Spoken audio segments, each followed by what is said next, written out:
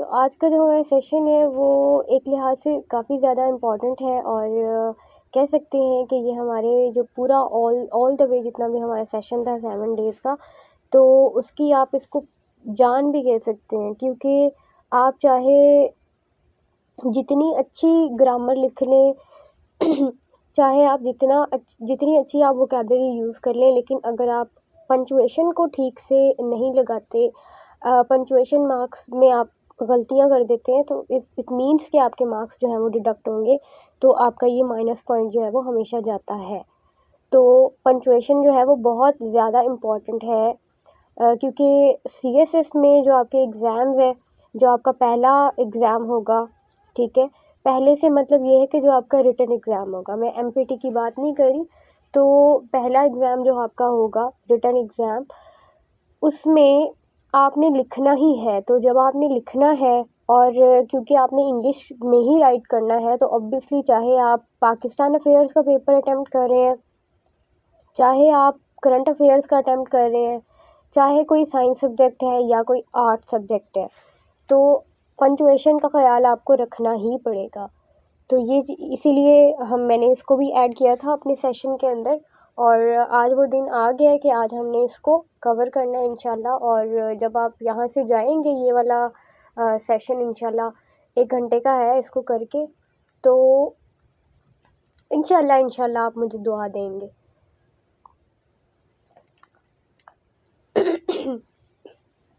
वालेकुम। पंचुएशन में जो सबसे पहली चीज़ होती है, जो सबसे इम्पॉर्टेंट भी कह लें, ठीक है, एंड जिसे बहुत ही कैजुअली लेते हैं हम, लेकिन हमें इसे कैजुअली लेना नहीं चाहिए। क्यों नहीं लेना चाहिए, उसकी रीज़न मैं आपको बताती जाऊंगी साथ साथ। वो है फुल स्टॉप। इसको पीरियड भी कहते हैं, इसको फुल स्टॉप भी कहते हैं। जो चीज़ें यहाँ पे स्लाइड्स में लिखी हुई हैं वो तो चलें, आपको स्लाइड्स मिल जाती हैं डेली, लेकिन जो चीज़ें आपके पास नहीं लिखी हुई, तो बेटा उनको आप अपनी नोटबुक पे नोट करते जाएंगे। इससे ये होगा कि आपको चीज़ें जो है वो भूलेंगी नहीं। तो बस इतना सा आपने करना है। ओह, आवाज़ नहीं आ रही क्या सबको आवाज़ नहीं आ रही या सिर्फ मरियम को आवाज़ नहीं आ रही?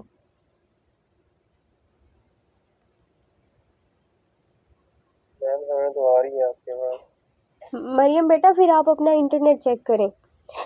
अच्छा जी, तो मैं कह रही थी कि आपके पास अब यहाँ पे जो पहला पॉइंट है वो कहते हैं कि फुल स्टॉप जो है वो हम यूज़ करते हैं किसी डिक्लेरेटिव सेंटेंस के एंड पे। यानी हमारे पास कोई सेंटेंस होगा और वो सेंटेंस होगा डिक्लेरेटिव। अब एक चीज़ आपने याद रखनी है कि जहाँ पे हमने सेंटेंस का स्ट्रक्चर पढ़ा था, वहाँ पे सेंटेंस की टाइप्स भी होती हैं। हमारे पास सिंपल सेंटेंस होते हैं, ठीक है, सिंपल सेंटेंस को ही हम डिक्लेरेटिव सेंटेंस कहते हैं।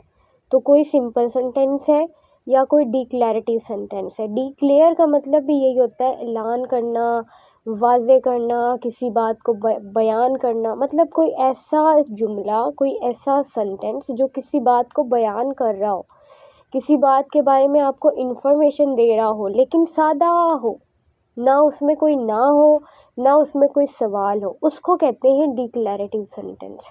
तो पहला यूज़ तो फुल स्टॉप का ये आ गया कि आपने उसको डिक्लेरेटिव सेंटेंस के एंड पर लगा देना है, ठीक है। और जाहिर है वो जो डिक्लेरेटिव सेंटेंस होगा वो एक इंडिपेंडेंट क्लॉज होगा, ठीक है। तो इंडिपेंडेंट क्लॉज डिक्लेरेटिव सेंटेंस के एंड पे आपने फुल स्टॉप या फिर पीरियड लगा देना है। इसको लंबा वक्फा भी कहते हैं, मतलब बात जब ख़त्म हो जाती है ना, जैसे हम उर्दू में लगाते हैं जिसको कहते हैं ख़त्मा, इसी तरह ये ख़त्मे का काम करता है फुल स्टॉप। इट मीन्स कि एक बात जो है वो यहाँ पे ख़त्म हो गई है। अच्छा जी, सेकंड इसका यूज़ ये है कि इसको हम एब्रीविएशंस में यूज़ करते हैं। एब्रीविएशंस कहते हैं मुखफ़फ़ात को, ठीक है।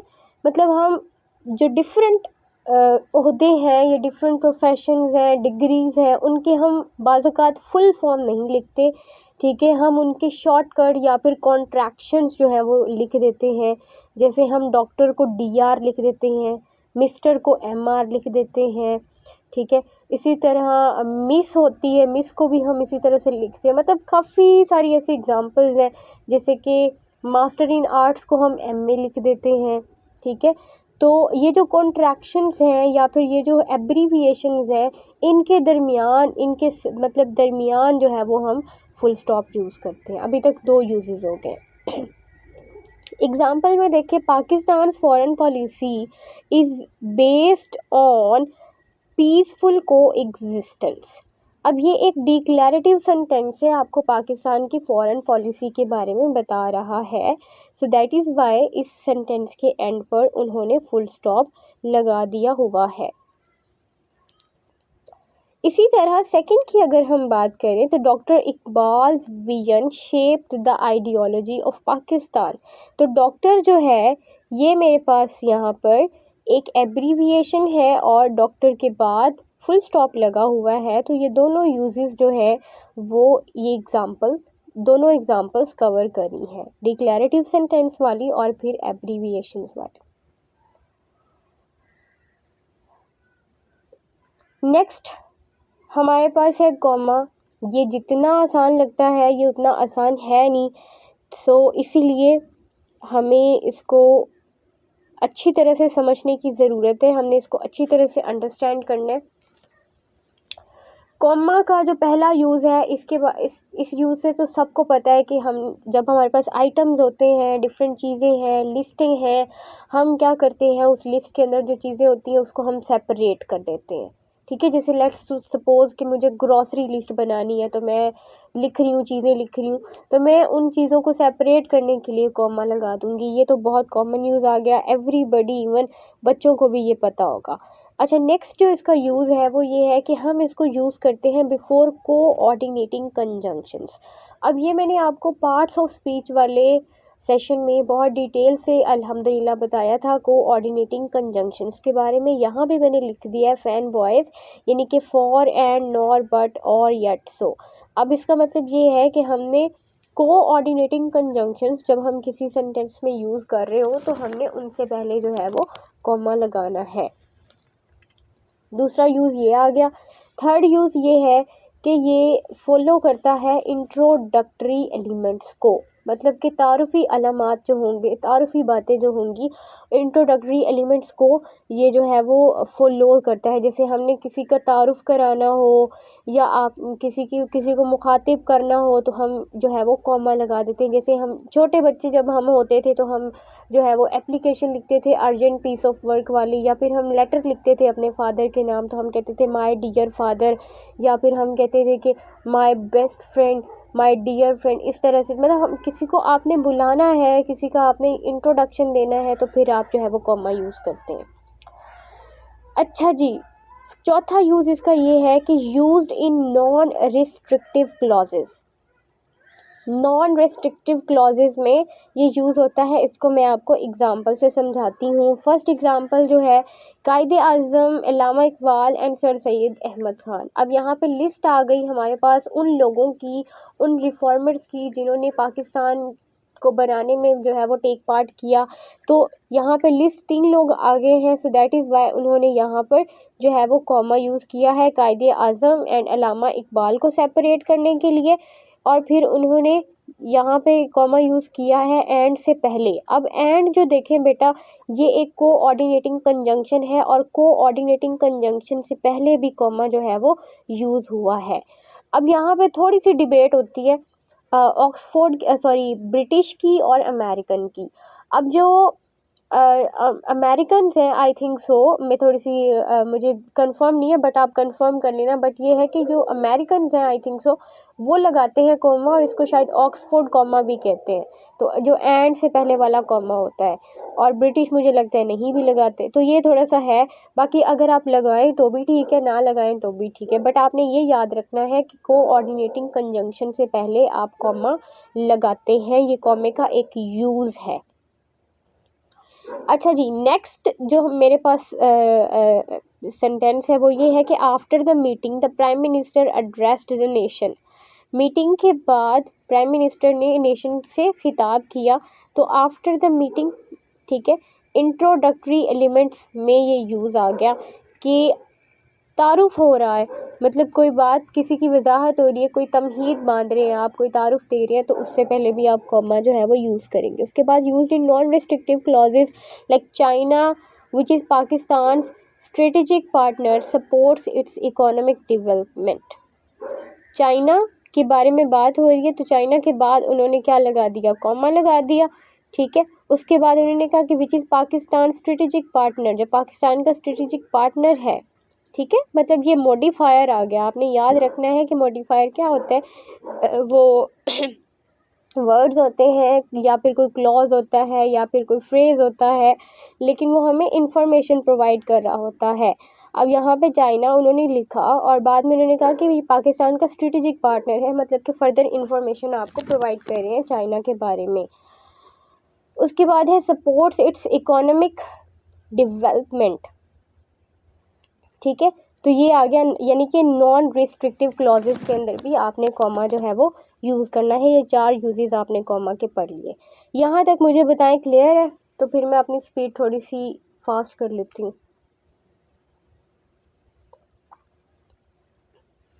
जी मैम क्लियर है। चलें ठीक है।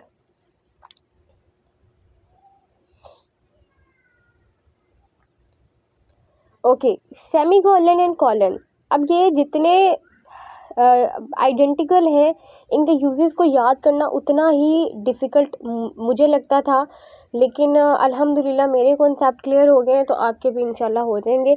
तो जो सेमीकोलन है ना, अब गौर से आप लोगों ने सुन लेना है कि सेमीकोलन जो है वो कनेक्ट करता है क्लोजली रिलेटेड इंडिपेंडेंट क्लॉजेस को, यानी कि आपके पास इंडिपेंडेंट क्लॉजेस तो होंगे, लेकिन वो बहुत ज़्यादा क्लोजली रिलेटेड होंगे, एक दूसरे से रिलेट कर रहे होंगे, ठीक है।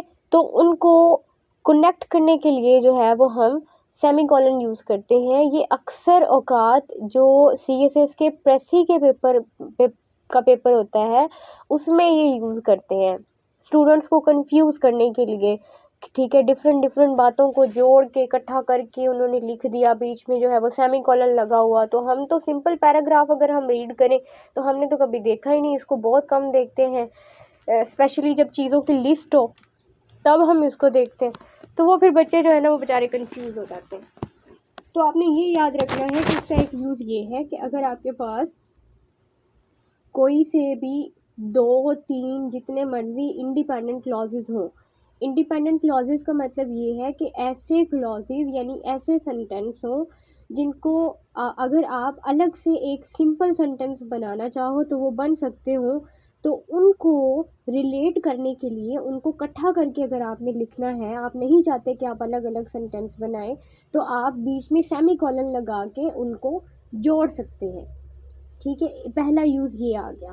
दूसरा यूज़ ये है कि जब आपके पास कोई कॉम्प्लेक्स लिस्ट हो, ठीक है, ऐसी लिस्ट हो जिसमें कॉमास आपने ऑलरेडी यूज़ कर लिए हुए हो और आपको अब समझ ना आ रही हो कि बाकी सारी चीज़ें मैं कैसे ऐड करूं, ठीक है। कॉम्प्लेक्स लिस्ट हो, ठीक है, जिसमें यूनिट्स भी हों, सब यूनिट्स भी हों, इस तरह से हो, तो फिर जो है वो आप सेमीकोलन यूज़ करते हैं। अब इसको एग्जांपल से आपको समझ आएगी इसकी।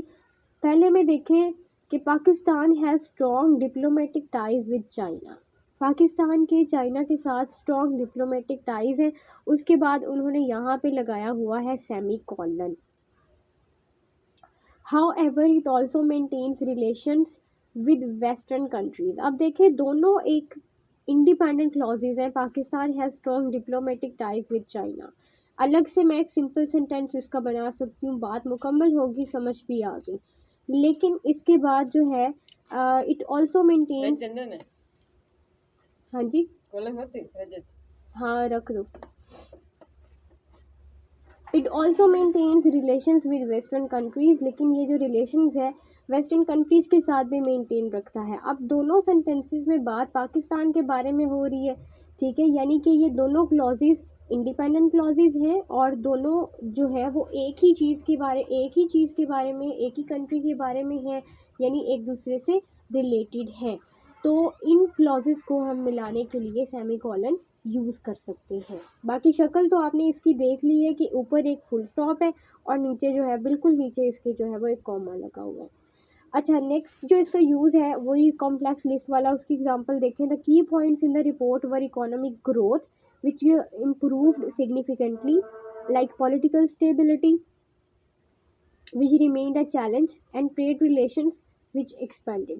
अब जब आपके पास कोई ऐसी लिस्ट हो जिसमें ऑलरेडी आपने कॉमा प्लेस कर दिए हो, जैसे यहाँ पे इकोनॉमिक ग्रोथ के बाद कॉमा लगा है, ठीक है, उसके बाद फिर आपने और भी चीज़ें ऐड करनी है जैसे कि पॉलिटिकल स्टेबिलिटी है, ठीक है, अब फिर आपने उसके चैलेंजेस के बारे में बताना है। तो इस तरह से चीज़ें जब आपके पास ज़्यादा से ज़्यादा हो तो फिर जो है वो आप सेमीकोलन यूज़ कर सकते हैं।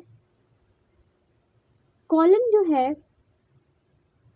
ये जब आपने कोई चीज़ इंट्रोड्यूस करानी हो, ठीक है, कोई एक्सप्लेनेशन देनी हो या फिर आपने कोट लिखना हो, जब लेट्स से आप ऐसे लिखते हैं या फिर आप कोई कोटेशन में कोई चीज़ कोई रेफरेंस ऐड करना चाहते हैं, तो आप कहते हैं कि पोइट सेज या अल्लामा इकबाल सेज या कायदे आज़म सेड, ठीक है, तो आप उसके बाद जो है वो कॉलन यूज़ करते हैं। तो इसको उर्दू में राब्ता कहते हैं, मतलब ये कनेक्शन कायम करता है। तो ये लिस्ट को किसी एक्सप्लेनेशन को या फिर कोड को इंट्रोड्यूस कराने के लिए हम कॉलन यूज़ करते हैं। एंड ये ऊपर नीचे दो फुल स्टॉप्स होते हैं, ये इसका जो है वो साइन है।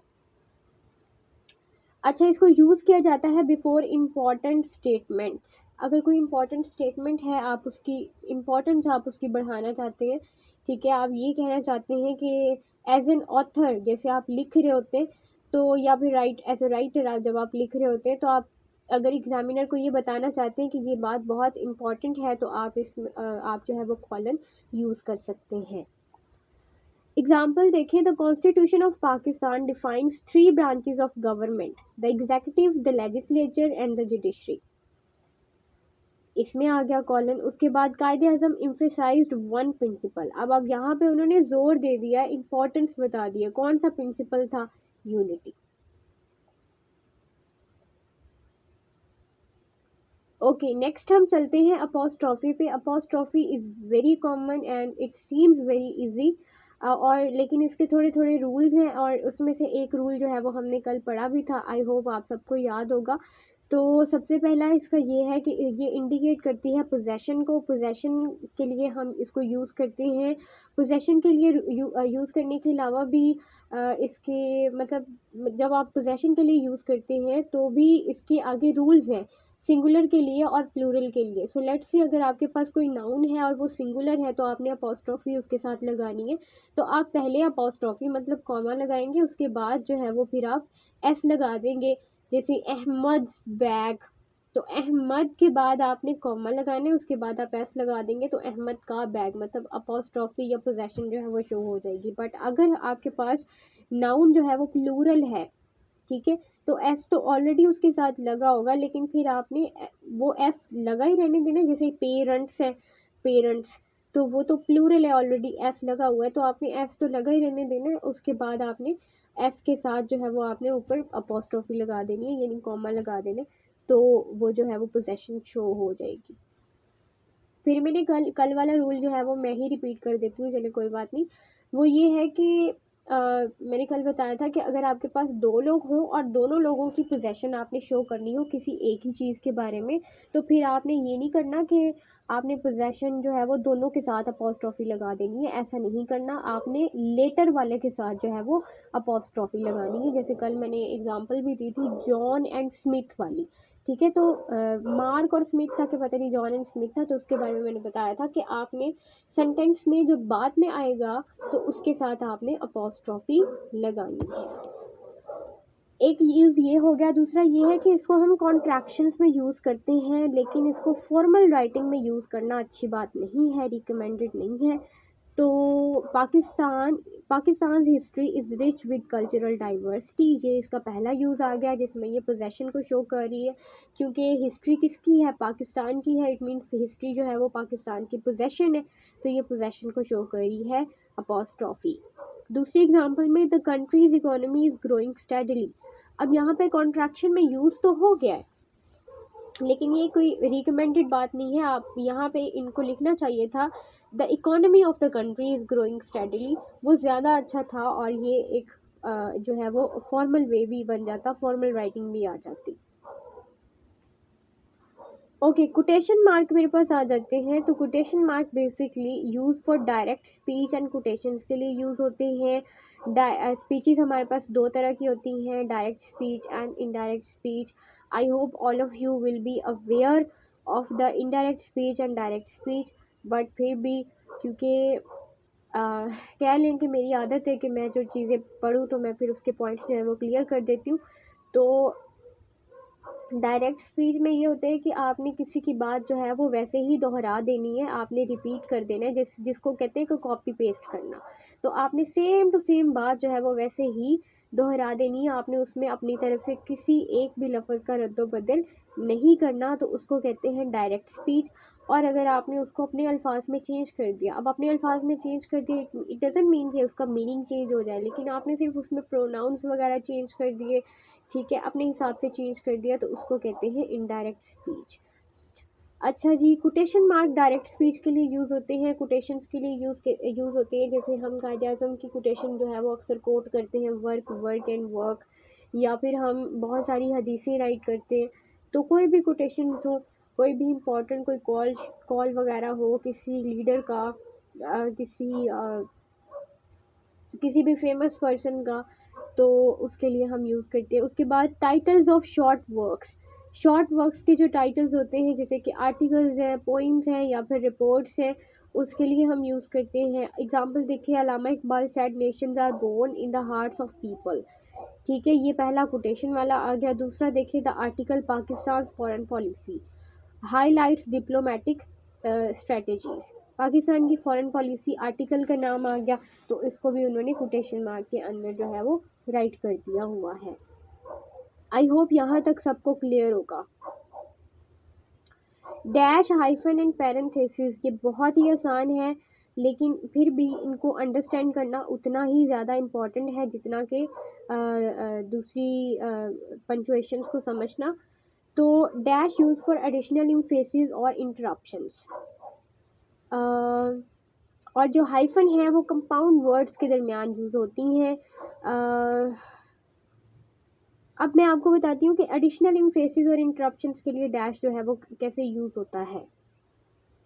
यानी कि अगर आपने कोई मॉडिफायर ऐड करना है किसी सेंटेंस के अंदर, कोई आपने एडिशनल इंफॉर्मेशन प्रोवाइड करनी है, तो आप डैश लगा के कर सकते हैं। इंटरप्ट का मतलब होता है मुदाखलत करना। आप कोई सेंटेंस बना रहे हैं, उसके अंदर आपने कोई, आप भूल गए हैं लेट से, या फिर आप वैसे ही डैश लगा के कोई मज़ीद इंफॉर्मेशन ऐड करना चाहते हैं, अपने जो रीडर्स हैं उनको मज़ीद इंफॉर्मेशन देना चाहते हैं, तो आप जो है वो डैश लगा के तो ऐड कर सकते हैं। बाकी जो हाइफन है वो हम यूज़ करते हैं कंपाउंड वर्ड्स के लिए। अब सिंपल वर्ड्स होते हैं और साथ में कंपाउंड वर्ड्स होते हैं। जब कोई ऐसा वर्ड हो जो कि 2 या 3 वर्ड से मिल के बना हो, तो उसको हम कहते हैं कि ये कंपाउंड वर्ड है। मेनली 2 वर्ड्स ही होते हैं। सो जैसे कि the prime minister announce a long term economic plan, तो prime minister announce long term, अब लॉन्ग टर्म जो है वो अब मेरे पास कंपाउंड वर्ड है, दैट इज़ वाई यहाँ पर उन्होंने यूज़ की है हाइफन। अच्छा, इनके दरमियान साइज़ का भी फ़र्क होता है। जो डैश होती है वो एम के साइज़ जितनी होती है, यानी जो छोटा एम आप राइट करते हैं, और जो हाइफन होती है वो एन के साइज़ की होती है, मतलब हाइफन का साइज़ जो होता है वो छोटा होता है। पैरेंथेसिस भी एडिशनल इंफॉर्मेशन के लिए यूज़ होती है, जैसे कि the first constitution of Pakistan, अब इसमें एडिशनल इंफॉर्मेशन ऐड करनी थी, इनेक्टेड इन 1956, जो ब्रैकेट में लिखा है इस्टेब्लिश्ड अ पार्लियामेंट्री सिस्टम। ये पैरेंथेसिस जिसको हम मैथ में छोटी ब्रैकेट कहते हैं, तो ये वाली है। तो इसमें ये भी एडिशनल इंफॉर्मेशन जब आपने किसी पैराग्राफ में, किसी सेंटेंस में ऐड करनी हो, तो आप जो है वो इसको यूज़ करके इसमें उस सेंटेंस में इंफॉर्मेशन को मज़ीद ऐड कर सकते हैं। अच्छा जी, यहाँ पे हमारी जो एक मीटिंग है उसका टाइम यहाँ पे होता है and, exclamation mark and question mark ये रह गए, और उसके बाद कुछ टिप्स वगैरह हैं वो मैं आपके साथ शेयर करके इंशाल्लाह उसके बाद जो 20 एरर्स हैं जो हमारे कल रह गए थे वो हम करेंगे। वो मैंने सोचा कि हम वो, क्योंकि 100 तक है ऑलमोस्ट, एंड अगर मैं सारी एक ही दिन में करवा दूँगी तो वो फिर अच्छा नहीं रहेगा, खिचड़ी बन जाएगी। तो इसीलिए मैंने सोचा है कि मैं 20 डेली बेसिस पे करा दिया करूँगी और इंशाल्लाह हमारे कवर हो जाएंगे 2-3 दिनों में। बाकी इंशाल्लाह हो जाएंगे, ऐसा नहीं होगा कि रह जाएंगे। तो आज हमारा डे 5 है, उसके बाद डे 6 एंड डे 7 तो हो जाएगा इंशाल्लाह। I will cover it out. और बाकी कुछ रह भी गया तो आप माशाल्लाह ज़िम्मेदार बच्चे हैं और आपको पता है कि वो कितनी ज़्यादा इंपॉर्टेंट है, आप खुद भी कर लेंगे। अच्छा, मैं यहाँ पे मीटिंग एंड करने लगी हूँ, मैं लिंक शेयर करती हूँ तो आप लोग जल्दी से ज्वाइन कर लें।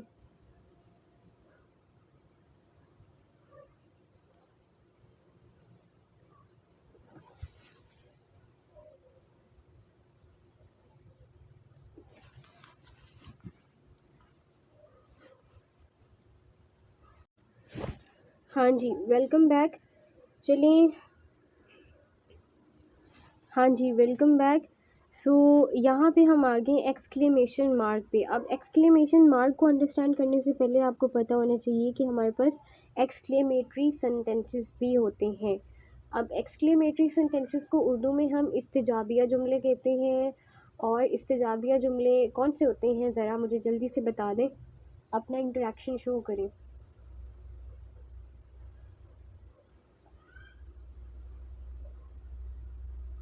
एक्सक्लेमेटरी सेंटेंसेस कौन से होते हैं?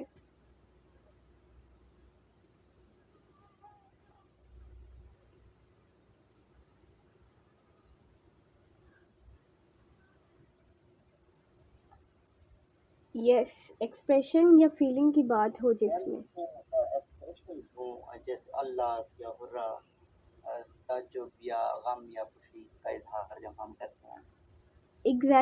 एग्जैक्टली। तो हाँ जी, बिल्कुल आप सब ठीक कह रहे। इमोशन, फीलिंग, एक्सप्रेशन, ताज्जुब, इजहार, मतलब इस तरह की चीज़ें, आप हैरान हो रहे हो, आपकी इमोशंस हो, गुस्सा हो, खुशी हो, जो भी हो, इस तरह के सेंटेंसेस को हम एक्सक्लेमेटरी सेंटेंसेस कहते हैं। और ऐसे सेंटेंसेस के एंड पे हम एक्सक्लेमेशन मार्क लगाते हैं। ये जो है exclamation mark expressive strong emotion और urgency, use sparingly in formal writing. और इसको फॉर्मल राइटिंग में स्पेरिंगली यानी कि बहुत कम यूज़ किया जाता है, क्योंकि फॉर्मल राइटिंग में आपके जो इमोशंस होते हैं वो बहुत कम यूज़ होते हैं, आप लॉजिकल बातें करते हैं, तो इसीलिए इसका यूज़ जो है वो फॉर्मल राइटिंग में कम होता है। एग्जाम्पल में देखिए, व्हाट आर रिमार्केबल लीडर कायदे आज़म वाज। और ये जो सेंटेंस है, इस तरह के सेंटेंसेस होते हैं वो आपकी एकेडमिक राइटिंग में यूज़ नहीं होते, although it is still important for your CSS exam and you must have idea about exclamatory sentences and the use of exclamation mark in punctuation because it will help you in your precis writing and your composition. Okay, so next is question mark and everybody knows its usages. ये direct questions के लिए use होता है, यानी कि ऐसे question जिनका आपको स्पेशली आंसर देना पड़े, आप उसमें यस और नो से काम ना चला सके। ठीक है, यानी कि हम आपके पास दो तरह के होते हैं ना इंटेरोगेटिव सेंटेंसेस। सिंपल इंटेरोगेटिव्स भी होते हैं, डबल इंटेरोगेटिव्स भी होते हैं, तो उनमें ये यूज़ होता है। एग्जाम्पल में देखिए, what are the main objectives of Pakistan foreign policy. Pakistan की फॉरेन पॉलिसी के मेन ऑब्जेक्टिव्स क्या है। अच्छा, ये बड़ा अच्छा एग्जांपल उन्होंने यहाँ पे लिखी है, main objectives of Pakistan foreign policy. ये मैं आपसे एंड पे पूछूंगी कि ये वाकई में पाकिस्तान की फॉरेन पॉलिसी के ऑब्जेक्टिव हैं क्या क्या। भाई CSS के एस्पायरेंट है, इतना तो पता होना चाहिए। अच्छा जी, की CSS exam tips on punctuation. Tips क्या है? टिप्स ये है, टिप नंबर 1 ये है कि avoid excessive commas, place them where necessary. एक तो आपने ये है कि कॉमे को हर जगह नहीं घुसाना, वहाँ पे लगाना है जहाँ पे ज़रूरी हो, जहाँ पे उसकी जगह हो, जहाँ पे आपको लगे कि यहाँ पे कॉमा आना चाहिए, बस आपने उसको वहीं पे लगाना है। दूसरा ये है कि do not confuse colons and semi colons. Colons and semi colons के बारे में कभी कंफ्यूज नहीं होना, आपने अच्छी तरह से देख लेना है कि कॉलन्स कहाँ पे लगाना है एंड सेमी कॉलन्स कहाँ पे लगाना है। इनके यूजेस को अच्छी तरह से आपने देखना है और प्रैक्टिस भी करनी है। कोटेशन मार्क्स को आपने करेक्टली प्लेस करना है प्रेसे में और एसे में, बिकॉज ये आपका एसे में और प्रेसे में ज़्यादा काम आएगा। प्रेसे में भी इतना नहीं, लेकिन ये एसे में ज़्यादा काम आएगा, जहाँ पे आपको कोटेशन लिखनी होती है, रिपोर्ट्स लिखनी होती हैं, फैक्ट्स एंड फिगर्स ऐड करने होते हैं। कॉन्ट्रैक्शंस आपने यूज़ नहीं करनी फॉर्मल राइटिंग में, क्योंकि सीएसएस का एग्ज़ाम आप दे रहे होंगे तो फॉर्मल ही राइट कर रहे होंगे, इनफॉर्मल तो आपने क्या लिखना। तो आपने कॉन्ट्रैक्शंस नहीं यूज़ करनी, ये सिर्फ बोलने में ही अच्छी लगती हैं, डोंट या फिर कांट, जिस तरह की ये हम कहते हैं don't, I can't help you, ठीक है। तो आपने ये कांट नहीं लिखना, ये कैन नॉट ही होता है, ठीक है, लेकिन आपने इस तरह से नहीं लिखना, आपने इसकी फुल फॉर्म में लिखनी है, डू नॉट ही लिखना है और कैन नॉट ही लिखना है। Okay, ensure proper placement of apostrophe in possessive nouns, जो पोजेसिव नाउन्स होंगे तो उनके साथ आपने प्रॉपर प्लेसमेंट जो है वो अपोस्ट्रोफी की करनी है। अपोस्ट्रोफी के रूल्स, 3 रूल्स मैंने आपको बता दिए, इंशाल्लाह आपको याद रहेंगे, ना याद रहे तो फिर आप लोग जो है वो मुझसे दोबारा भी पूछ सकते हैं, और बाकी I will try my best कि मेरी रूटीन में से थोड़ा सा टाइम निकल आए तो ये सारे जो रिकॉर्डिंग्स हैं इनको मैं ज़रा अरेंज करके अपने यूट्यूब पे भी डाल दूँ। अच्छा जी, नेक्स्ट देखिए, common punctuation mistakes to avoid, कौन कौन सी मिस्टेक्स हैं जो आपने अवॉइड करनी है। Miss use of commas, commas कोई ऐसी जगह भी होती है, कोई ऐसा सेंटेंस भी होता है जहाँ पे कॉमा की ज़रूरत नहीं होती, फिर भी आप लगा देते हैं, जैसे कि पाकिस्तान, अब फिर कॉमा लगा हुआ है, इज़ एन इस्लामिक कंट्री। अब Pakistan is an Islamic country एक सिंपल से सेंटेंस है, फुल स्टॉप पे एंड होता है, यानी कि डिक्लेरेटिव सेंटेंस है, इसमें कॉमा लगाने की कोई ज़रूरत नहीं है। उसके बाद over use of full stop का ओवर यूज़ आ जाता है। Policy failed because of poor planning. अब ये फ्रैगमेंट सेंटेंस है, फ्रैगमेंट सेंटेंस मैं बहुत डिटेल से बता चुकी हूँ कि फ्रैगमेंट सेंटेंस एक इनकम्प्लीट सेंटेंस होता है, जो कि जो है वो मतलब बात उसमें समझ नहीं आती। तो the policy failed because of poor planning, यहाँ पे बात जो है वो खत्म होगी। बिकॉज ऑफ पुअर प्लानिंग एक फ्रैगमेंट सेंटेंस था ऊपर वाले में, जो कि गलत है, ऐसा नहीं कर सकते, इसको हम एक ही सेंटेंस बना सकते हैं। हाइफन वर्सेस डैश में कंफ्यूजन हो जाती है, तो ये याद रखना है कि हाइफन जो है वो हम यूज़ करेंगे कंपाउंड वर्ड्स में। कंपाउंड वर्ड्स भी मैंने आपको बता दिए कि ऐसे वर्ड्स होते हैं जब आप दो सिंगल वर्ड्स को जब आप मिला देते हैं तो एक कंपाउंड वर्ड बन जाता है, जैसे कि ब्लैक बोर्ड, वाइट बोर्ड, इस तरह के। लॉन्ग टर्म, डिसीजन मेकिंग, ठीक है। इस तरह जो डैश होती है वो इम्फेसाइज करने के लिए पॉइंट्स को, मतलब पॉइंट्स को जोर देने के लिए, पॉइंट को बढ़ाने के लिए, एलैबोरेट करने के लिए हम जो है वो डैश यूज़ करते हैं, जैसे Pakistan role in regional stability.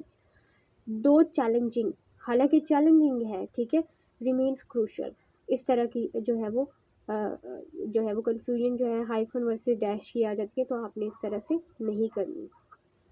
अच्छा जी, पंक्चुएशन की जो एडवांस टिप्स हैं वो ये है कि कॉलन जो है वो उसको हम यूज़ करते हैं एक्सप्लेनेशन के लिए, जैसे कि पाकिस्तान फेसेस 3 मेजर चैलेंजेस, कौन कौन से, economic instability, political unrest and energy crisis. तो अब कॉलन को आपने सही जगह पे प्लेस करना है। Pakistan faces economic instability, political unrest and energy crisis. अब इसमें कॉलन का मिस यूज़ आ गया, आपने कॉलन कहाँ पे यूज़ करना है, जहाँ पे आपने एक्सप्लेन करना हो चीज़ों को। तो फर्स्ट वाले सेंटेंस में वहीं पे यूज़ किया है जहाँ आप चैलेंजेस को एक्सप्लेन कर रहे हैं, लेकिन जो सेकंड वाला जो रॉन्ग है, ठीक है, उसमें पाकिस्तान फेसेस के बाद कॉलन लगाया हुआ है, जो कि इसकी मिसप्लेसमेंट है। कोटेशन मार्क जो है फॉर्मल राइटिंग में उसकी क्या है, डायरेक्ट स्पीच में हम इसको यूज़ करते हैं, जैसे कि जिन्ना ने कहा, with faith, discipline and selfless devotion to duty there is nothing worthwhile that you can not achieve. वाह, कितनी अच्छी बात है। उसके बाद देखें, टाइटल्स में हम यूज़ करते हैं पाकिस्तान के जो इकोनॉमिक आउटलुक एनालिसिस और फ्यूचर ट्रेंड। अब पाकिस्तान का जो इकोनॉमिक आउटलुक है इसको उन्होंने कोटेशन मार्क के अंदर लिखा हुआ है, तो अगर आपके पास टाइटल है, अब ये देखें, वो कहते हैं कि इटैलिक्स भी लिख सकते हैं, लेकिन अब ये है कि जब आप मतलब आप हैंड राइटिंग से लिख रहे हैं, हाथ से लिख रहे हैं, तो इटैलिक्स में मतलब आई डोंट थिंक सो कि ये ठीक रहेगा। बाकी कोटेशन मार्क लगाना वो बेटर भी है और वो लगे हुए अच्छे भी लगते हैं।